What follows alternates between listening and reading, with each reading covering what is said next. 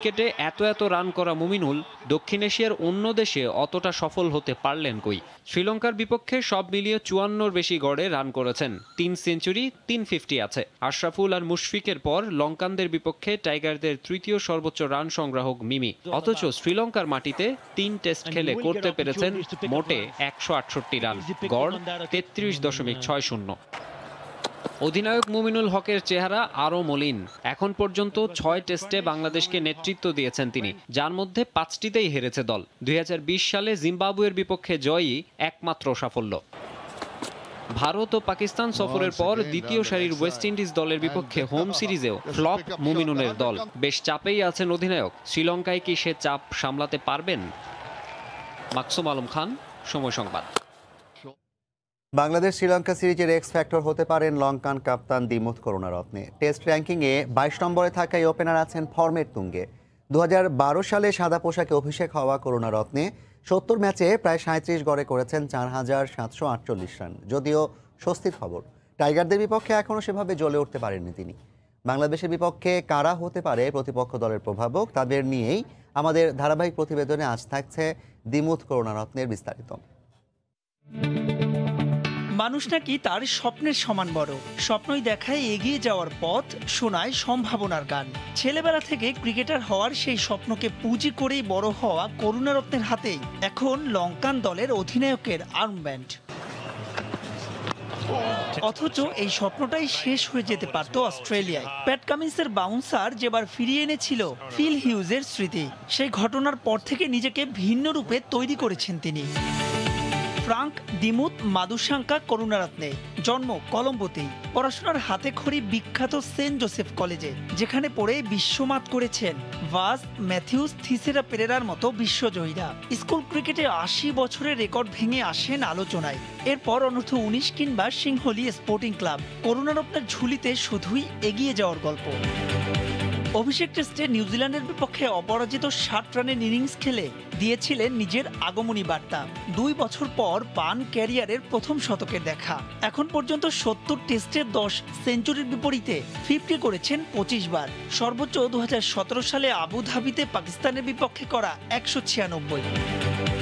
স্বস্তির খবর, টাইগারদের বিপক্ষে ব্যাটটা এখনও সেভাবে হাসেনি করুণারত্নের। স্পিনে তার দুর্বলতার কথা সবারই জানা, আর ওখানেই বড় শক্তি বাংলাদেশের। এখন পর্যন্ত ৮ টেস্টে ১৪ ইনিংসে একটি করে ৫০ আর শতক আছে করুণারত্নের।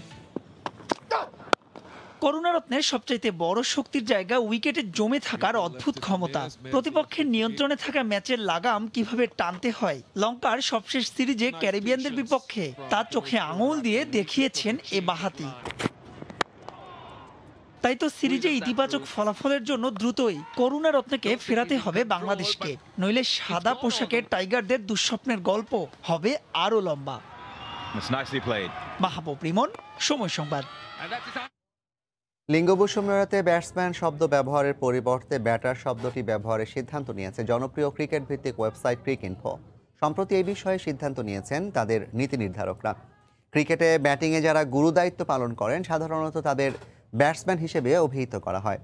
ধারাভাষ্যকার থেকে শুরু করে গণমাধ্যম এবং বিভিন্ন ওয়েবসাইটও নারী পুরুষ নির্বিশেষে একই ধরনের শব্দ চয়ন করে থাকে, যা লিঙ্গ বৈষম্য নির্দেশ করে বলে মনে করছে ক্রিকইনফো।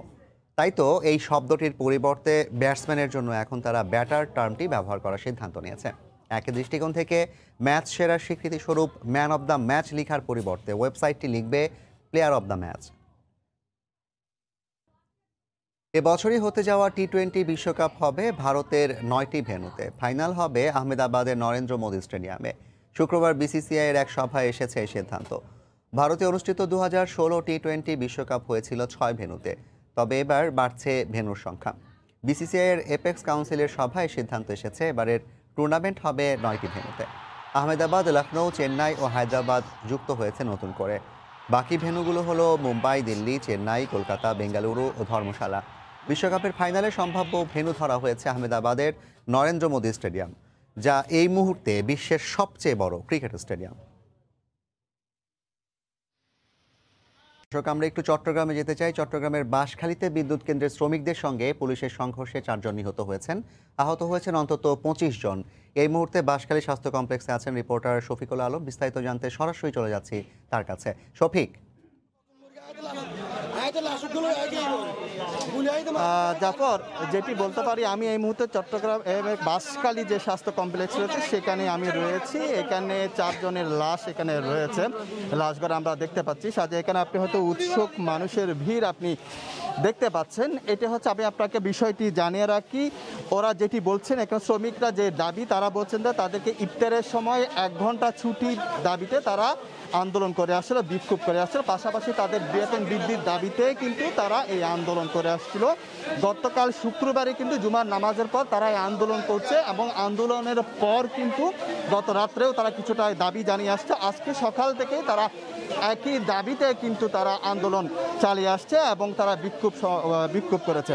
এবং তাদের যেটি দাবি, তারা বলছেন তারা বেতন বৃদ্ধির দাবিতে আন্দোলন করেছিল এবং আরেকটি দাবি, সেটা হচ্ছে ইফতারের সময় যেন তাদেরকে 1 ঘন্টা ছুটি দেওয়া হয়, এর দাবিতে তারা আন্দোলন করে আসছিল। এই আন্দোলনের করার প্রেক্ষাপটেই কিন্তু তারা বলছেন যে পুলিশ তাদেরকে তাদের উপর্যুপরি তাদের উপর গুলি চালিয়েছে এবং গুলি চালানোর পর কিন্তু অন্ততপক্ষে 4 জন নিহত হয়েছে। আমি যে 4 জনের নাম পেয়েছি, রাহাত, শুভ, রনি, এই 4 জনের নাম আমি পেয়েছি। তবে আরো মৃত্যু হতে পারবে তারা ধারণা করছে। তবে আহত হয়েছে অন্তত পক্ষে প্রায় 1/2 আহত আছে। আমি দেখেছি, আমি যখন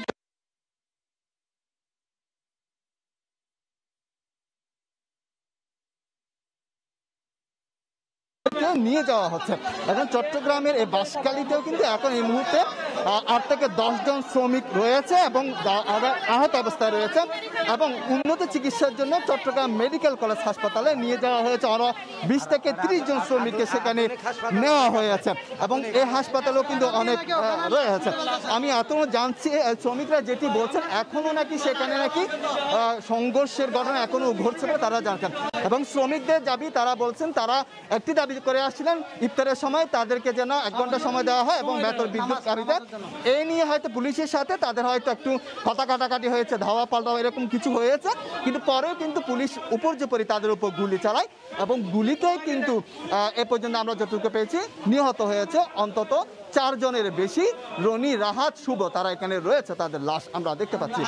আরেকটি কথা জানিয়ে রাখি, 2016 সালে কিন্তু এই তাপবিদ্যুৎ কেন্দ্রে কিন্তু একটি সমাবেশকে কেন্দ্র করে কিন্তু প্রায় 4 জনের মৃত্যু হয়েছে। 2016 সালের ঘটনা। এই কয়লা বিদ্যুৎ, এই তাপবিদ্যুৎ কেন্দ্র, ঠিক তারই 4 বছর পর আজকে কিন্তু চট্টগ্রামের এই বাঁশখালী কয়লা বিদ্যুৎ তাপবিদ্যুৎ কেন্দ্রে কিন্তু আরো 3 সংঘর্ষে 4 শ্রমিকের মৃত্যু হয়েছে এবং আহত হয়েছে 1/2। তো এই ছিল জাফর আমার কাছে সর্বশেষ তথ্য। চট্টগ্রামের যে বাঁশখালীর যে স্বাস্থ্য কমপ্লেক্স রয়েছে সেখানকার সর্বশেষ তথ্য। জাফর, বেতন বৃদ্ধি এবং ইফতারের সময় 1 ঘন্টা ছুটির দাবিতে আন্দোলনরত চট্টগ্রামের বাঁশখালীর যে বিদ্যুৎ কেন্দ্রের শ্রমিকরা আন্দোলন করছিল, তাদের সাথে পুলিশের সংঘর্ষে 4 জন নিহত হয়েছে। সে বিষয়ে বিস্তারিত জানাতে আমাদের সঙ্গে যুক্ত হয়েছিলেন সহকর্মী শফিকুল আলম। দ্বিতীয় দফার লকডাউনে বিপাকে দেশের ক্লাব ফুটবল। ক্যাম্প চালাতে অর্থ সংকটে ছোট ক্লাবগুলো। অনুশীলনের সুযোগ না থাকায় এরই মধ্যে ফুটবলারদের ছুটি দিয়েছে মুক্তিযোদ্ধা সংসদ ও ব্রাদার্স ইউনিয়ন। কবে নাগাদ লিগ শুরু হবে তা জানেন না ক্লাব কর্তারা। তাদের দাবি একটি নির্দিষ্ট সময় দিয়ে প্রয়োজনে বায়ুবাবলের মধ্যে রেখে লিগ শেষ করার। দেশের ফুটবলে নেই কোনো আশার খবর। করোনার ঊর্ধ্বগতি আর দ্বিতীয় দফা লকডাউনে অনিশ্চিত গন্তব্যে ক্লাবগুলো। মধ্যবর্তী দলবদল শেষ হলেও কবে নাগাদ শুরু হবে লিগ নেই কোনো নিশ্চয়তা। শেষ পর্যন্ত লিগের দ্বিতীয় পর্ব মাঠে গড়াবে কিনা তা নিয়েও রয়েছে সংশয়। লকডাউনের কারণে দল বদলের সময় বৃদ্ধি করলেও তাতে খুব একটা লাভ হয়নি ক্লাবগুলোর। পুনরায় সর্বাত্মক লকডাউনেই কেটেছে দলবদলের বর্ধিতাংশ। তবে এরই মধ্যে দল গুছিয়েছে ক্লাবগুলো। বিদেশি ফুটবলার দলে নিলেও তাদের দেশে আনতে বিপাকে পড়তে হচ্ছে ক্লাব কর্তাদের। যে ফেডারেশন থেকে আমাদের বলা উচিত সুনির্দিষ্ট টাইম করে দেওয়ার জন্য, জুন মাসের পরে আমরা লিগটা খেলবো। প্রফেশনাল লিগ কমিটিও তার আমাদের বাইরের না। আমার মনে হয় না কোনো হুটহাট ডিসিশন নিয়ে এটা করাটা ঠিক হবে। ক্লাব, প্লেয়ার এবং ফেডারেশন সবাইকে সম্মিলিতভাবে একটা কনক্লুড ভালো একটা জায়গায় আসতে হবে। লিগটা যদি দীর্ঘমেয়াদী বা দীর্ঘ সময় ধরে চলমান থাকে, সেক্ষেত্রে আসলে ক্লাবগুলো কতদিন চলতে পারবে এটাও দেখার বিষয়। কারণ এখন পর্যন্ত আমরা প্রথম লিগ শেষ হলেও কোনো প্রকার আর্থিক প্রণোদনা ফুটবল ফেডারেশন হতে পায়নি। খেলা না চললেও ফুটবলারদের বেতন ঠিকই দিতে হচ্ছে। নির্দিষ্ট ক্লাব ক্যালেন্ডার না থাকায় লিগ শেষের সময় নিয়ে রয়েছে অনিশ্চয়তা। এমত অবস্থায় অর্থ সংকটে আরামবাগ, ব্রাদার্স, মুক্তিযোদ্ধার মতো ক্লাবগুলো। লকডাউনের কারণে ফুটবলারদের ছুটি দিয়েছে অনেক ক্লাব, ফলে অনুশীলনের সুযোগ পাচ্ছে না তারা। ফিটনেসে মরচে পড়ছে আবারও, তাই লকডাউন উঠে গেলে 3 সপ্তাহের সময় চায় ক্লাবগুলো। ফুটবলের আইন অনুযায়ী আমি যতটুকু জানি, কোনো ফুটবলার যদি 5 দিন রেস্ট নেয় তার ফিটনেস লেভেল 0 হয়ে যায়। তার মিনিমাম 3 সপ্তাহ সময় দিতে হয়। খাবার জন্য ক্ষতি, কেন বিশেষ করে ফরেন প্লেয়ারদের তো আপনার টাকা দিতেই হবে, বসায় বসায় বেতন দিতে হবে। পরে আবার দেখা যায় যখন লিগ শুরু হবে, লিগের মাঝপথে তার কন্ট্রাক্ট শেষ হবে, আবার নতুন করে রিনিউ করতে হবে, অনেক ঝামেলা। প্রিমিয়ার লিগের অংশগ্রহণের অর্থও পায়নি ক্লাবগুলো। আসেনি ফিফার করোনা অনুদানও। ক্লাবগুলোর অর্থ সংকট কাটানোর পথও অনেকটাই রুদ্ধ। তাছাড়া আগামী মাসে এফসি কাপের ম্যাচ থাকায় লিগ কবে পুনরায় শুরু হবে তা রয়ে যাচ্ছে ধোঁয়াশায়। তারেক হাসান শিমুল, সময় সংবাদ, ঢাকা। ঢাকা আবাহনী ক্লাবে কাজের ফাঁকে ফুটবল খেলা শিখছেন এক ঝাঁক খুদে ফুটবলার। দেশে ফুটবলের জনপ্রিয়তা নেই আগের মতো, তারপরও তীব্র ভালোবাসা থেকেই ফুটবলার হওয়ার স্বপ্ন বুনছেন তারা। বেশিরভাগই কাজ করেন আবাহনী ক্লাবে। সারাদিন ফুটবলারদের খাবার দাবার এগিয়ে দেওয়া সহ নানা কাজে সাহায্য করেন এই খুদে ফুটবলাররা। এরপর কাজ শেষে নেমে পড়েন অনুশীলনে। ফুটবলাররাও ভালোবেসে ওদের পাশে থাকার আশ্বাস দিয়েছেন। ওদের স্বপ্ন একদিন মেসি, রোনালদোর মতো ফুটবলার হয়ে বিশ্ব দরবারে বাংলাদেশ দলকে তুলে ধরবে। করোনা ঝড়ে নাকাল জনজীবন, চারদিকে ঝরছে প্রাণ, কিন্তু মহামারীর ভয়াবহতা বোঝার ক্ষমতা নেই এই অবুঝ শিশুদের। ভবিষ্যতের মেসি, রোনালদো হওয়ার স্বপ্ন ওদের চোখে মুখে। ধানমন্ডির আবাহনী মাঠে ফুটবলাররা যখন অনুশীলন করেন, তাদের পাশেই অনুশীলনে নেমে পড়েন খুদে এই শিশুরাও। কারো কারো পারিবারিক অবস্থা ভালো হলেও বেশিরভাগেরই অবস্থা নুন আনতে পান্তা ফুরানোর মতো। অভাব অনটনের সংসারে বাবা মা 2 পয়সা রোজগারের আশায় দিয়েছেন আবাহনী ক্লাবে ছোটখাটো কাজ করতে। ফুটবলারদের খাবার এগিয়ে দেয়া, তাদের বল এগিয়ে দেয়া সহ অনেক কাজেই সাহায্য করেন খুদে এই শিশুরা। কাজ শেষে বিকেলে ফুরসত পেলেই বল নিয়ে ছোটাছুটি। ওদের স্বপ্ন পূরণে সহায়তার হাত বাড়িয়েছে ক্লাবও। ভালোবেসে খুদে এই শিশুদের পাশে আছেন ফুটবলাররাও। দেশের ফুটবলের আগের সে জৌলুস আর নেই, জনপ্রিয়তাও হারিয়েছে। তাই বলে কি হাল ছেড়ে দিবে ওরা? না, শত প্রতিকূলতার মাঝেও ফুটবলের প্রতি তীব্র ভালোবাসা থেকেই এগিয়ে যাওয়ার আকাঙ্ক্ষা ওদের। সকালবেলা নাস্তা দিই, তারপর দুপুর হলো ভাত খাবার দিই, তারপর বিয়ালে মাঠে যাই। এখন ক্লাবে চাকরি করি, এখন টাইম থাকলে আমি ফুটবল খেলি। বড় হয়ে আমি ফুটবলার হতে চাই। আমার খেলার ভিতরে অনেক ভালোবাসা আছে। আমি বড় হয়ে আরও ফুটবলকে জনপ্রিয় করব ইনশাল্লাহ। ফুটবলাররাও ওদের স্বপ্ন পূরণের কাণ্ডারি হয়ে পাশেই আছেন। পিচ্ছি বাচ্চাদেরকে শেখাচ্ছি, আসলে নিজের বোরিং সময়টাও কাজ করছে, একটু যে বোরিং ফিল করতেছি, ওদেরকেও শেখাচ্ছি, ওদেরকেও ভবিষ্যতে একটু হেল্প হবে, সেজন্য ওদেরকে আর কি শেখানো। সবাই তো চেষ্টা করে ফুটবলার হওয়ার, সবারই আসলে ইচ্ছা আছে, কেউ ক্রিকেটার হবে, কেউ ফুটবলার হবে। তো ওদের ব্যক্তিগতভাবে ইচ্ছা আছে তারা ফুটবলার হবে। তো তাদেরকে যখনই কোনো কিছু আমরা বলি করার জন্য, তারা খুব আগ্রহী সেটা করার জন্য। তো এতে বোঝা যায় তাদের ইচ্ছা আছে ফুটবলার হওয়ার। একদিন জাতীয় দলের জার্সি গায়ে বিশ্ব মঞ্চে দাপিয়ে বেড়ানোর আশা এই ফুটবলারদের। পারভিন আক্তার, সময় সংবাদ, ঢাকা। কোপা দেল রের খবর। শিরোপা নির্ধারণী ম্যাচে বার্সেলোনার মুখোমুখি হবে অ্যাথলেটিক বিলবাও। বার্সার কোচ হিসেবে প্রথম কোনো ট্রফি জয়ের হাতছানি রোনাল্ড কোম্যানের সামনে। সেভিয়ায় ম্যাচটি শুরু হবে বাংলাদেশ সময় রাত 1টায়। কোপা দেল রের ইতিহাসে সবচেয়ে সফলতম দল বার্সেলোনা। এই প্রতিযোগিতায় এ পর্যন্ত 30টি শিরোপা ঘরে তোলে কাতালানরা, যেখানে সব মিলিয়ে 2008-09 থেকে এক দশকে 29টি ট্রফি জিতেছিল বার্সেলোনা। কিন্তু সেই ক্লাবটাই গেল 2 বছর পায়নি কোনো ট্রফির স্বাদ। সময়টা খুব একটা ভালো যাচ্ছে না স্প্যানিশ জায়ান্টদের। চ্যাম্পিয়ন্স লিগের শেষ 16তেই শেষ বার্সা। এরপর এল ক্লাসিকোতে রিয়াল মাদ্রিদের কাছে হেরে ব্যাকফুটে রোনাল্ড কোম্যান শিষ্যরা। এবার কোপা দেল রের শিরোপার হাতছানি দিচ্ছে বার্সেলোনার সামনে। ফাইনালে তাদের প্রতিপক্ষ অ্যাথলেটিক বিলবাও। লা লিগায় 30 ম্যাচে 65 পয়েন্ট নিয়ে 3-এ বার্সা, সমান ম্যাচে 37 পয়েন্ট নিয়ে 11তম স্থানে অ্যাথলেটিক বিলবাও। পরিসংখ্যান কিংবা শক্তিমত্তার বিচারে বিলবাওয়ের চেয়ে যোজন এগিয়ে বার্সেলোনা। দুদলের 71 বারের মুখোমুখি লড়াইয়ে বার্সার 45 জয়ের বিপরীতে অ্যাথলেটিক বিলবাওয়ের জয় মাত্র 12টি। তারপরও সবশেষ দেখায় জয়ের সুখস্মৃতি অনুপ্রেরণা যোগাচ্ছে কাতালানদের। ইনজুরি কাটিয়ে দলে ফিরছেন আনসু ফাতি ও গোলকিপার নেতো, তাই নতুন করে ছক কষেছেন রোনাল্ড কোম্যান। আক্রমণভাগে লিওনেল মেসির সঙ্গে দেমবেলে, গ্রিজম্যানরা জ্বলে উঠতে শতভাগ প্রস্তুত। এদিকে বার্সার কোচ হিসেবে প্রথমবারের মতো সাফল্য পেতে মুখিয়ে আছে কোচ কোমেন। আমরা শিরোপা জয়ের লক্ষ্য নিয়ে মাঠে নামবো। মেসি দারুণ ফুটবলার, আশা করছি তার সেরাটা দিয়ে দলের জন্য সাফল্য বয়ে আনবে। সেই সাথে দলের ফুটবলাররাও পরিকল্পনা অনুযায়ী পারফর্ম করতে প্রস্তুত। এদিকে বড় দলগুলোকে হরহামেশা হতাশা ডোবানোর সুনাম রয়েছে অ্যাথলেটিক বিলবাওয়ের। যদিও রিয়াল সোসিয়েদাদের কাছে হেরে কোপা দেল রের গেল মৌসুমের শিরোপা ঘরে তোলা হয়নি বিলবাওয়ের। তবে সবশেষ জানুয়ারিতে বার্সেলোনাকে 3-2 গোলে হারিয়ে সুপার কাপ জয়ের উৎসব করেছিল গার্সিয়ার দল। বার্সেলোনাকে সমীহ করছি, তারা ফেভারিট। দল কিছুটা চাপে থাকলেও শিরোপা জয় ছাড়া ভিন্ন কিছু ভাবছি না। পরিসংখ্যান আর টেবিলের লড়াই নয়, এবার মাঠের লড়াইকে গুরুত্ব দিচ্ছে দুই দলের কোচ। দীপু, সময় সংবাদ। ইংলিশ এফএ কাপের খবর। এফএ কাপের সেমিফাইনালে ম্যানচেস্টার সিটির মুখোমুখি হবে চেলসি। লন্ডনের ওয়েম্বলি স্টেডিয়ামে ম্যাচটি শুরু হবে বাংলাদেশ সময় রাত 10:30টায়। সম্প্রতি বরুসিয়া ডর্টমুন্ডকে হারিয়ে চ্যাম্পিয়ন্স লিগের সেমিফাইনালে পা রাখে ম্যানচেস্টার সিটি। এবার চেলসিকে হারিয়ে এফএ কাপের শিরোপার দোরগোড়ায় যেতে চায় সিটিজেনরা। দলের ফুটবলাররা শতভাগ ফিট থাকায় নির্ভর ম্যান সিটি শিবির। অন্যদিকে 54 পয়েন্ট নিয়ে 5-এ রয়েছে চেলসি। কদিন আগে চ্যাম্পিয়ন্স লিগের শেষ 4-এ জায়গা করে নেয় ব্লুরা।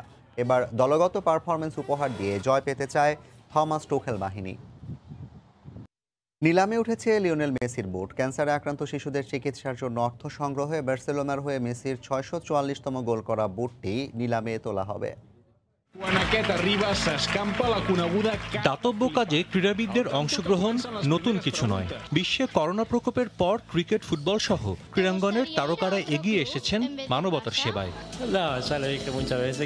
বিশ্বের অন্যতম ধনী ফুটবলার লিওনেল মেসিও করোনা প্রাদুর্ভাবের শুরু থেকেই জনকল্যাণমূলক কাজে অংশ নিয়ে যাচ্ছেন।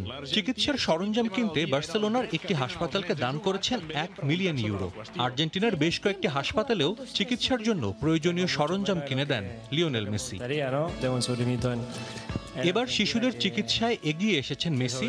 দীর্ঘদিন ইউনিসেফের শুভেচ্ছা দূত হিসেবে শিশুদের নিয়ে কাজ করেছেন এই আর্জেন্টিন ফুটবলার। এবার ক্যান্সার আক্রান্ত শিশুদের চিকিৎসার অর্থ সংগ্রহে ভূমিকা রাখছেন লিও মেসি। গেল বছরের 22 ডিসেম্বর বার্সেলোনার হয়ে মেসি স্পর্শ করেন অনন্য এক মাইল ফলক। রিয়াল ভায়াদোলিদের বিপক্ষে বার্সার হয়ে করেন 644তম গোল, যা এক ক্লাবের হয়ে কোনো ফুটবলারের সর্বোচ্চ গোলের রেকর্ড। এর মধ্য দিয়ে মেসি ভাঙেন পেলের সান্তোসের হয়ে করা 643 গোলের রেকর্ড। সেই ম্যাচের পর মেসি তার বিশেষ বুটটি দিয়ে দেন কাতালান ন্যাশনাল আর্ট মিউজিয়ামে, যেখানে সংরক্ষণে আছে সভ্যতার নানা নিদর্শন। সেখানেই স্থান পায় মেসির বুটও। এবার মিউজিয়াম কর্তৃপক্ষ সেই বুটগুলো নিলামে তুলছে। ব্রিটিশ নিলাম প্রতিষ্ঠান ক্রিস্টিস তাদের ওয়েবসাইটে এরই মধ্যে নিলামের ঘোষণা দিয়েছে। অনলাইনে নিলাম চলবে 19 থেকে 30 এপ্রিল। বিশ্বের যে কোনো প্রান্ত থেকে এই নিলামে অংশ নিতে পারবেন যে কেউ। এই নিলাম থেকে বড় অঙ্কের অর্থ প্রত্যাশা করছে ক্রিস্টি। ধারণা করা হচ্ছে অন্তত $1 লাখ দাম উঠবে মেসির বিশেষ এই বুটের। আর এই অর্থের পুরোটাই দেয়া হবে বার্সেলোনার ভ্যান হেব্রন ইউনিভার্সিটি হাসপাতালের ক্যান্সার আক্রান্ত শিশুদের চিকিৎসার জন্য। এমন কাজের অংশ হতে পেরে মেসি নিজেও বেশ তৃপ্ত।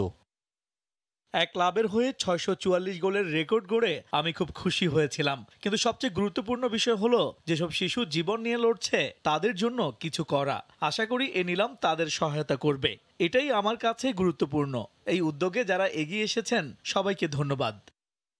অ্যাডিডাসের নেমেজিস মেসি 19.1 মডেলের বুট দুটিতে আছে মেসির অটোগ্রাফ। এছাড়া মেসির স্ত্রী রোকুজু ও 3 সন্তান থিয়াগো, মাত্তেও এবং সিরোর জন্ম তারিখও বিশেষভাবে লেখা আছে সেই বুট জোড়ায়। সাজিদ মুস্তাহিদ, সময় সংবাদ। টোকিও অলিম্পিক্স বাতিল বা পেছানোর কোনো সম্ভাবনা নেই। শুক্রবার জরুরি বৈঠক শেষে বিষয়টি স্পষ্টভাবে জানিয়ে দিয়েছেন আয়োজক কমিটির প্রধান সেইকো হাসিমোতো। করোনার ছোবলে অলিম্পিক গেমস যে বিবর্ণ হয়েছে তা আর বলার অপেক্ষা রাখে না। ইতোমধ্যেই 1 বছর পিছিয়ে নতুন সূচি করা হয়েছে, তবুও কাটছে না অনিশ্চয়তা। আয়োজকদের একাংশ গো ধরে বসেছে যে করেই হোক মাঠে গড়াতে হবে খেলা। তবে খোদ জাপানিরাই চাইছে কোভিডের এই কঠিন সময়ে কোনো দরকার নেই গেমস আয়োজনের। এমন দোদুল্যমান পরিস্থিতির মাঝে জরুরি বৈঠকে বসেছিলেন আয়োজক কমিটির কর্তা ব্যক্তিরা, যাদের আলাপচারিতায় উঠে আসে অলিম্পিক উপলক্ষ করে বিপুল পরিমাণ অর্থ বিনিয়োগের বিষয়টি। এমতাবস্থায় কোনো কারণে গেমস বাতিল করা হলে বিপুল পরিমাণ লোকসান গুনতে হবে আয়োজক জাপান সহ আন্তর্জাতিক অলিম্পিক কমিটির। অলিম্পিক গেমস নিয়ে নানা মহলে নানা আলোচনা হচ্ছে। লিবারেল ডেমোক্রেটিক পার্টির প্রধান নাকি কঠোর সমালোচনা করেছেন গেমস আয়োজন নিয়ে, যদিও বিষয়টি নিয়ে আমাকে বলেননি। গণমাধ্যম থেকে আমি জেনেছি। আর সব আলোচনার সমালোচনার জবাব হচ্ছে টোকিও অলিম্পিক্স হবে এবং এটা নির্ধারিত সময়েই। কোভিড প্রাদুর্ভাবের বিষয়টি বিবেচনায় নিয়ে নিষেধাজ্ঞা দেওয়া হয়েছে টোকিওতে বিদেশি দর্শক প্রবেশে। যারা টিকিট সংগ্রহ করেছিলেন বিভিন্ন ইভেন্টের, সেই টাকাও ফেরত দেওয়ার ব্যবস্থা করা হয়েছে। কিন্তু শেষ পর্যন্ত গেমস মাঠে গড়ালে স্থানীয় দর্শক গ্যালারিতে বসে খেলা উপভোগ করতে পারবেন কিনা সে বিষয়ে সিদ্ধান্ত আসেনি এখনো। নিরাপত্তা আমাদের কাছে সর্বোচ্চ গুরুত্বের। এই বিশ্বমারিতে একজনও যাতে ক্ষতিগ্রস্ত না হন, আমরা সেটাও প্রাধান্য দেব। আর তাই বিদেশি দর্শক নিষিদ্ধ করা হয়েছে। স্থানীয়রা স্টেডিয়ামে প্রবেশ করতে পারবেন কিনা সে বিষয়ে এখনো সিদ্ধান্ত নিতে পারিনি। সবকিছুই পরিস্থিতির উপর নির্ভর করছে। অবস্থা ভালো হলে অবশ্যই আমরা ইতিবাচক সিদ্ধান্ত নিব। আগামী 23 জুলাই শুরু হওয়ার কথা রয়েছে টোকিও অলিম্পিক্স, আর আগস্ট থেকে প্যারালিম্পিক্স। এর আগে করোনা প্রাদুর্ভাবের জন্য 1 বছর পিছিয়ে নেওয়া হয় greatest show on earth. SM Iqbal, সময় সংবাদ। রোজা রেখে মাঠে খেলার ঘটনা পুরনো, তবে তুরস্কের ঘরোয়া ফুটবল লিগের এক ঘটনা সাড়া ফেলেছে।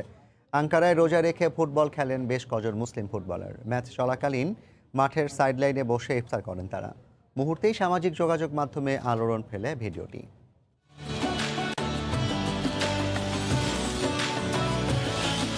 সৃষ্টিকর্তা মনুষ্য জাতিকে দিয়েছেন পাপ মোচনের মাস। মাহে রমজানে সারা বিশ্বের মুসলিম সম্প্রদায় দুহাত উঠিয়ে উন্মুখ হয়ে থাকে খোদার কাছে একটু পানার জন্যে। পেশাগত কাজের বাইরেও খেলোয়াড়রা সিয়াম সাধনায় ব্রত হন। মুসলিম বিশ্বে অনেক দেশে এই সময় চলছে ঘরোয়া ফুটবল টুর্নামেন্ট, কিন্তু মুসলিম ফুটবলাররা রোজা রেখেই মাঠে পেশাদার ফুটবল খেলছেন, মাঠেই সেরে নিচ্ছেন ইফতার। তুরস্কের দ্বিতীয় বিভাগ ফুটবলে দেখা মিলল এমনই এক দৃশ্যের। রাজধানীর কোটানাক স্টেডিয়ামে খেলা চলছিল জিরেসুন স্পোরের ও আঙ্কারা কেচিওরেন গুজুরের মধ্যে। মাগরিবের আজান পড়তেই খেলা থামিয়ে ইফতার সেরে নেন আঙ্কারার কিছু মুসলিম ফুটবলার। ফুটবলারদের ইফতারের সময়টুকু মাঠে খেলা বন্ধ রাখেন রেফারি। মুখে খুরমা, খেজুর, কলা আর জুস দিয়ে রোজা ভাঙেন ফুটবলাররা। মাঠে ক্যামেরার লেন্স ঠিকই খুঁজে নেয় এই দৃশ্য। নিমেষেই ভাইরাল হয়ে যায় সামাজিক যোগাযোগ মাধ্যমে। ম্যাচটি অবশ্য আঙ্কারা 2-1 গোলে হেরে যায়। তবে এই ঘটনা তীব্র দাগ কাটে মুসলিম বিশ্বের মানুষের মাঝে, আলোচিত হয় সব জায়গায়।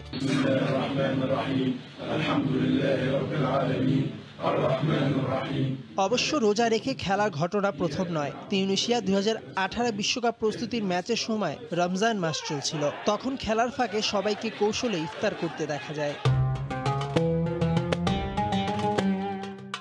ক্রিকেটেও আছে এমন ঘটনা। 2019 ক্রিকেট বিশ্বকাপে বাংলাদেশের মিশন শুরু হয়েছিল দক্ষিণ আফ্রিকার বিপক্ষে ম্যাচ দিয়ে। সেই ম্যাচে রোজা রেখেছিলেন মুশফিকুর রহিম, মাহমুদুল্লাহ রিয়াদ ও মেহেদী হাসান মিরাজরা। ম্যাচটি